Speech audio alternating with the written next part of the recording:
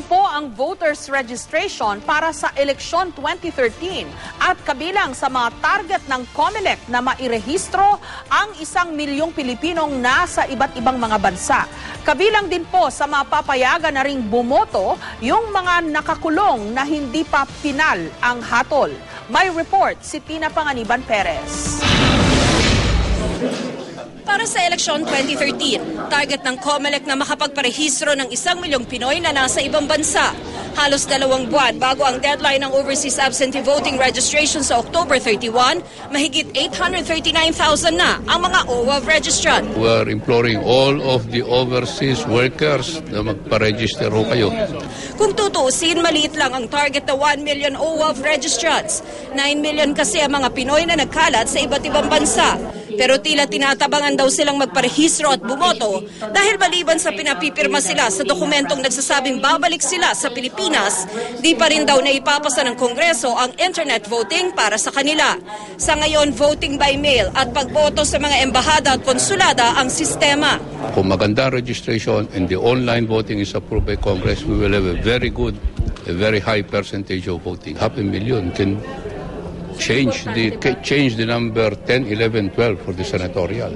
If we will reach more than 1 million voters, it will really be a swing vote. Remember, during the FBR, Miriam Santiago Tasso, only 700,000 votes was, the difference. That made the difference. That made the presidency. Si Foreign Affairs Undersecretary Jose Brillantes, nakapatid ng COMELEC chairman, overseas absentee voter din. Nakarehistro siya sa Ottawa, Canada. Nung nasa post ako during the last elections, nagrehistro ako doon sa post. So I am a Filipino voter overseas. If I don't transfer my vote, I will be allowed to vote in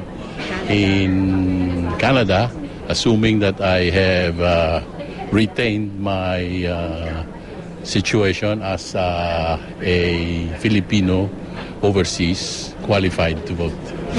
Ang maganda raw sa overseas absentee voters, mahirap silang maimpluwensyahan ng mga kandidato. The overseas Filipinos, they cannot be bought. Masyado silang mahal para bilhin.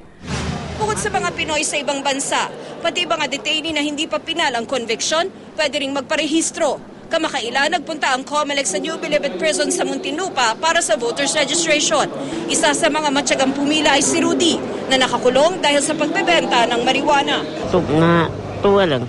Natuwa ka? Dahil? Dahil pag-isipan natin sino iboboto natin. So gusto mo talagang bumoto? Oo. Ito ang kauna-unahang pagkakataong nagsagawa ng satellite voters registration dito sa loob ng New Bilibid Prison. Sa 12,600 na nakabilanggo rito ngayon, 2,633 ang kwalipikadong magparehistro at bumoto sa susunod na eleksyon. Ito pong ating gagawin na satellite registration dito po sa Bureau of Corrections. As I have said, is very historical. It's a milestone.